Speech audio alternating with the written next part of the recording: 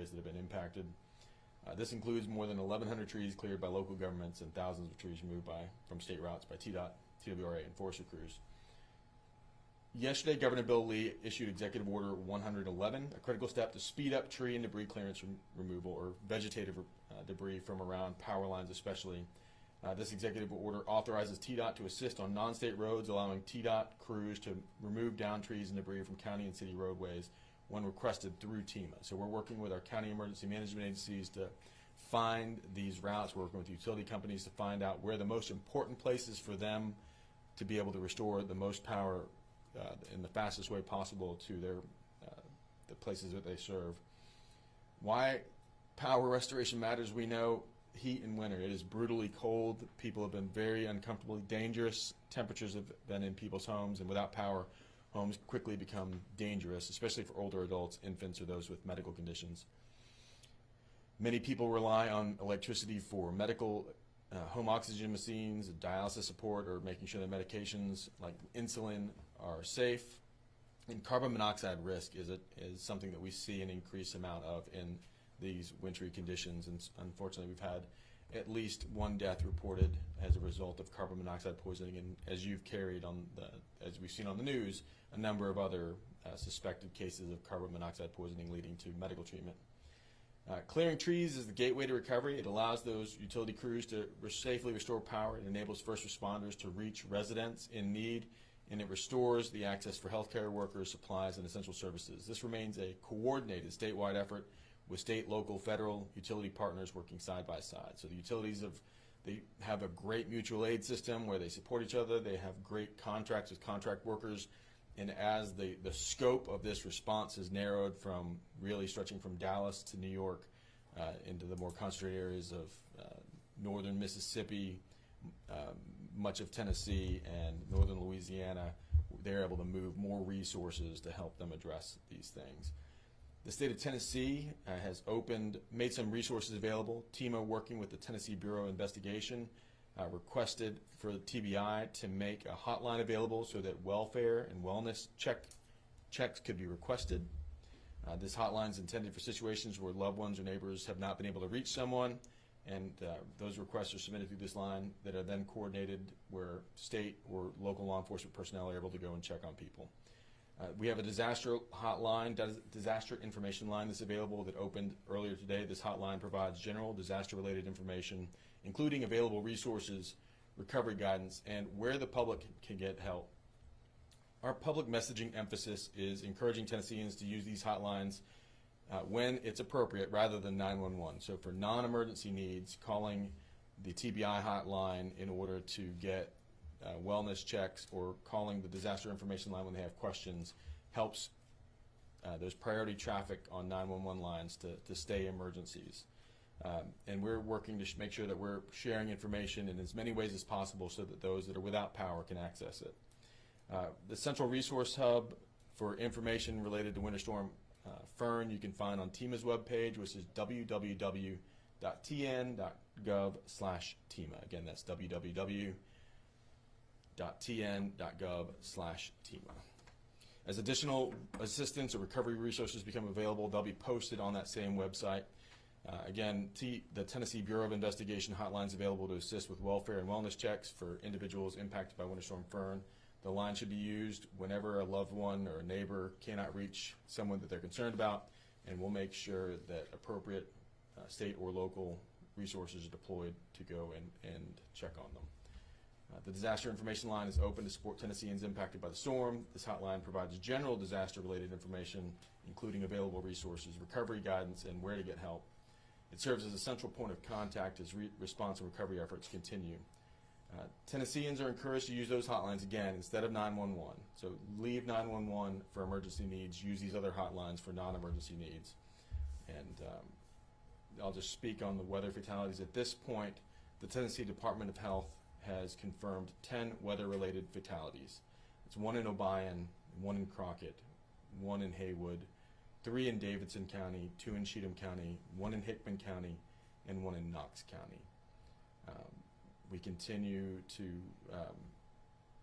urge Tennesseans to not be on dangerous roads. Of course, a lot of them have been cleared now, but And then really urge, if you're using an external heating source or energy source, please make sure your generators are more than 20 feet away from your structure, and that you're hopefully have a carbon monoxide alarm, so if something happens or you're experiencing any symptoms of carbon monoxide, that you can know them and then get out. And of course, we've made shelters available. Our local partners across the state, more than 100 warming centers and shelters are open throughout the state that are available, and calling your county emergency manager, they can help get you transportation there if you're not able to get there. So with that, I'll take questions. Yes, sir.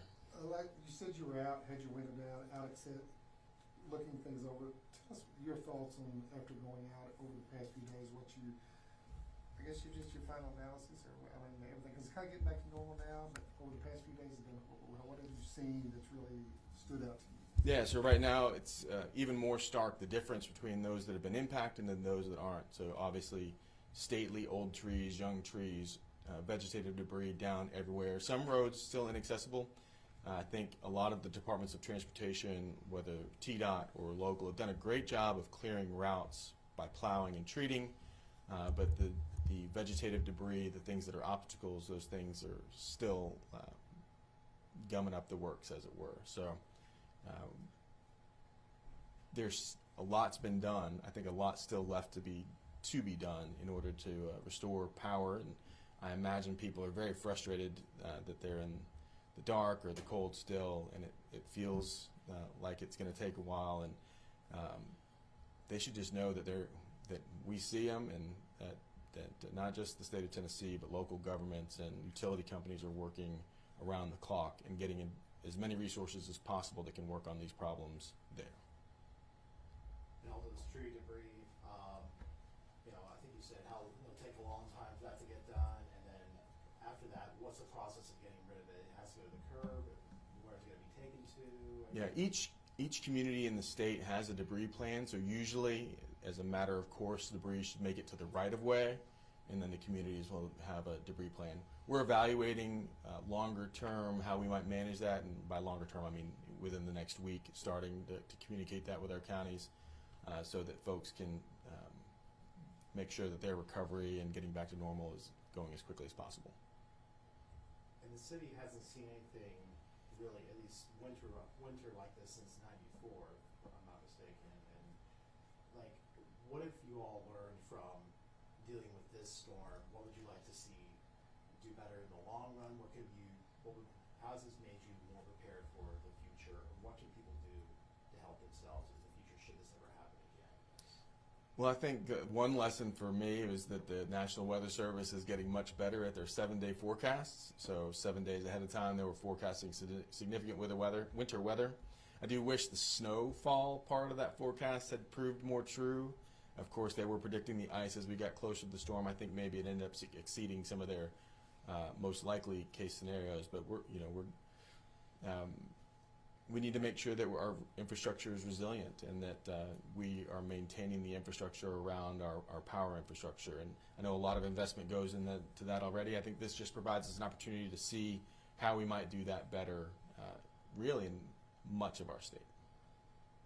And the death toll, can you speak on what the suspected causes were? What is the majority cause? Or I don't have that with me right now, but we'll be able to make that available. I had a couple for you. Yes, Austin sir. from Russell with the Tennessean. Kind of stemming off of your answer a moment ago to that question of lessons learned, when you think about just how regional power outages affected things here in Tennessee, is there anything specifically on that front that TEMA is taking as, here's what we're going to do differently next time to mitigate those effects, or anything on that front? Yeah, so we're always trying to work with communities around making sure that they're taking actions to mitigate the hazards they face. So whether that's winter weather or severe storms in the summertime, I think the lesson is that we can always do a little bit more to mitigate, and that the tendency of people is to not treat things with urgency. And I think mitigating and building infrastructure that can withstand severe weather is something that we should treat with urgency day to day. And then my other question for you, you talked a bit earlier about the importance of messaging, and today and then yesterday, calling out those 2 hotlines launched for just general information and then reporting to state folks issues happening in your community. So do you feel like that messaging has been timely? I mean, just when we think about the situation here in Nashville, we're talking about folks who, at a scale of 100,000 people, still have been without power for 5 days. So, when those hotlines are launching 5 days in, what's your assessment? Yeah, so we're using local lines, and so as we assessed yesterday, the volume exceeding local capacities to manage and answer these calls, then it's time for us to do some things at the state level. In the same way the state steps in to augment local resources in disaster recovery and response, this is a part of that. Our county emergency management partners were letting us know that they were overwhelmed with the number of calls they were receiving, some of which were just general information or people testing the calls.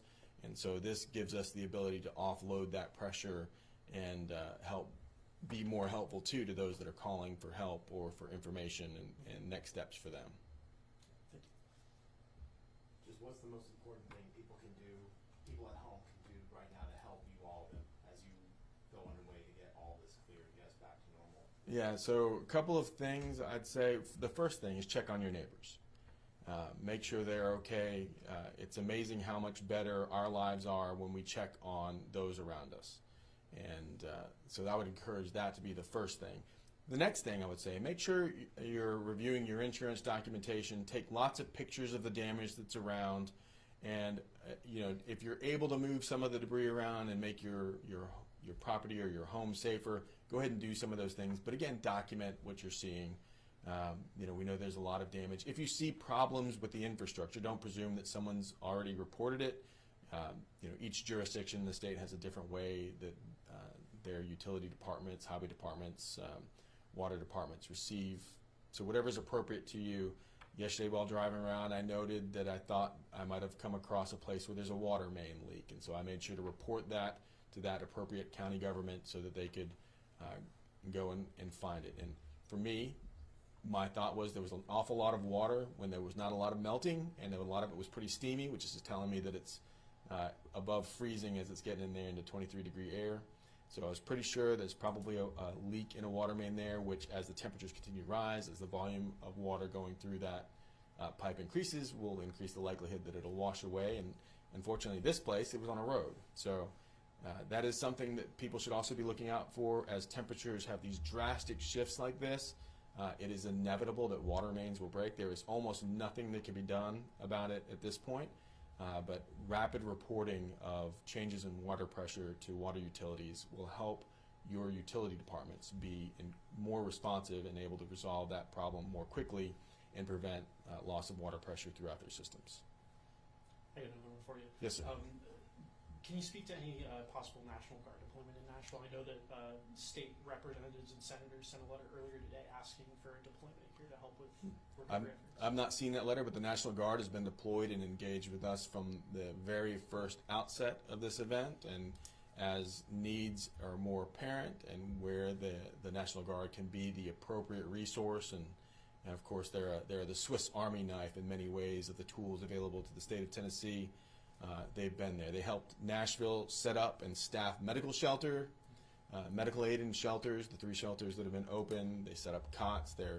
They do whatever's needed to be done. They have been doing cut and toss operations in different counties and augmenting security patrols in different places. So the National Guard is our Swiss Army knife, and those soldiers and airmen are out there in the cold and in front and doing the task that no one sees. Yeah, so it sounds like they're requesting something that's already happening then, from your...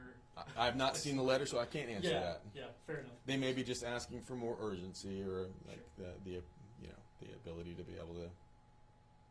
Sure. Well, I appreciate you answering my curveball. Yeah. Thanks. My pleasure. Okay, well, thank you so much, and praying for everyone in Tennessee, and just be safe out there.